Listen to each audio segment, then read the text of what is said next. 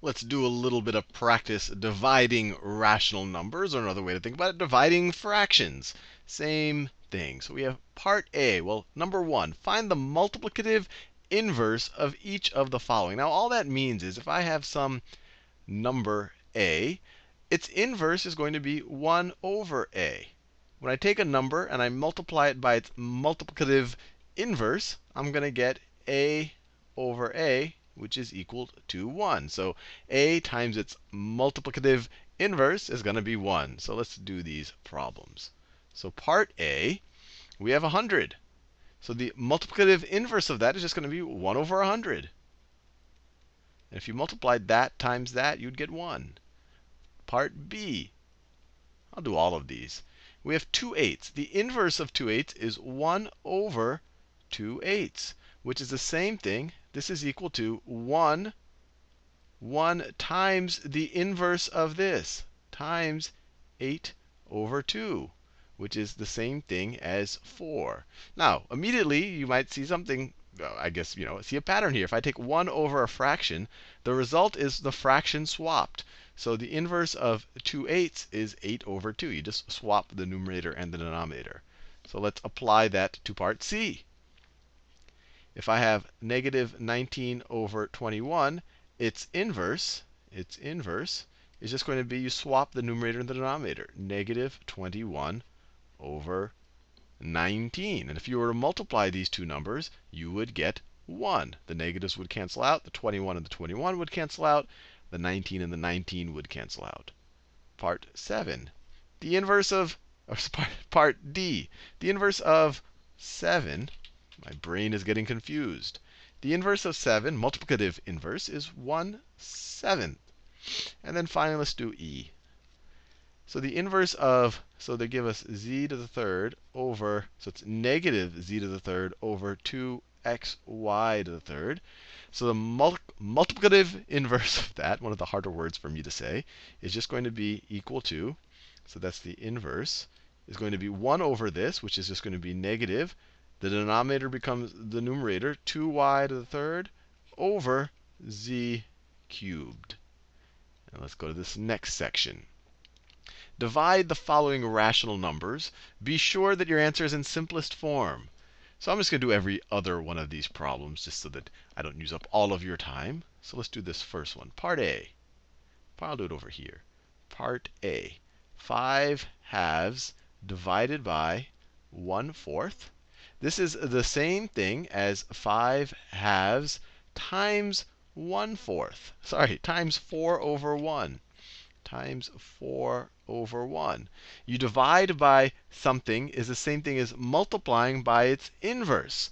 So I'm multiplying by the inverse of 1/4. So this is going to be equal to, well, we could divide the numerator and denominator by 2. So the 4 becomes a 2. The 2 becomes a 1. 5 times 2 is 10 over 1. So it's just 10.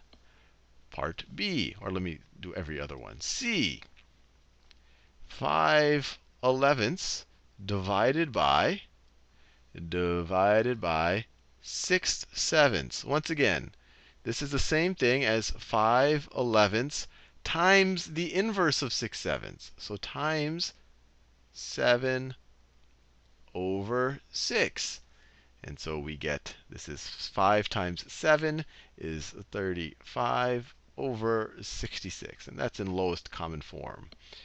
And let's see, or simplified form. So E, let's do E.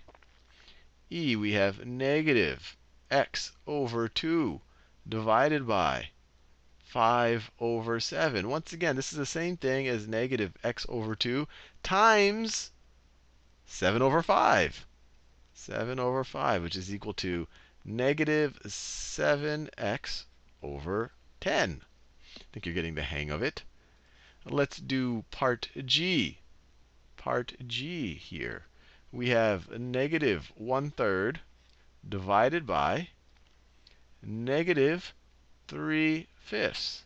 Well, this is going to be the same thing as negative 1/3 times the inverse of this, times negative 5/3. I just swap the numerator and the denominator.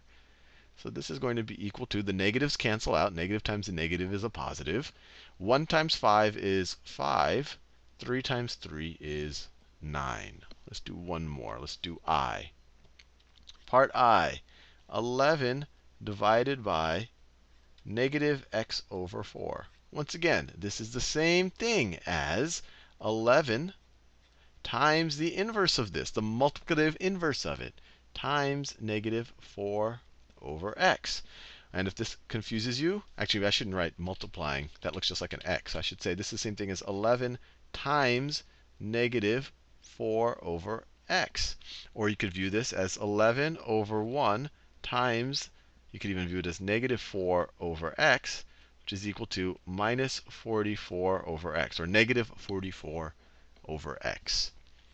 Let's do this last problem right here. The world's largest trench digger, Bagger 288, moves at 3/8 miles per hour. So its speed, or its velocity, let's write it. I'll call it its rate is equal to 3/8 miles per hour. Actually, we could write it like this: miles per hour. How long will it take to dig a trench 2/3 miles long? So we want to go a distance is equal to 2/3 miles. So we just remember that distance is always going to be equal to rate times time. And so our distance is 2/3 miles. 2/3 miles. That's going to be equal to our rate, 3/8 miles per hour, times our time. Times our time.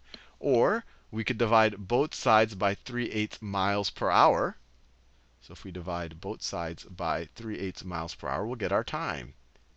So divide by 3/8 miles per hour.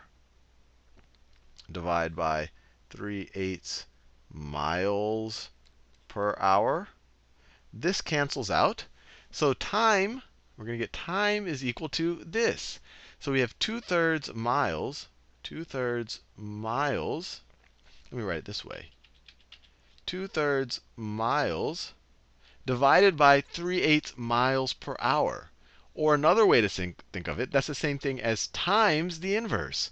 Times 8 over 3 times 8 over 3 hours per mile. Hours per mile.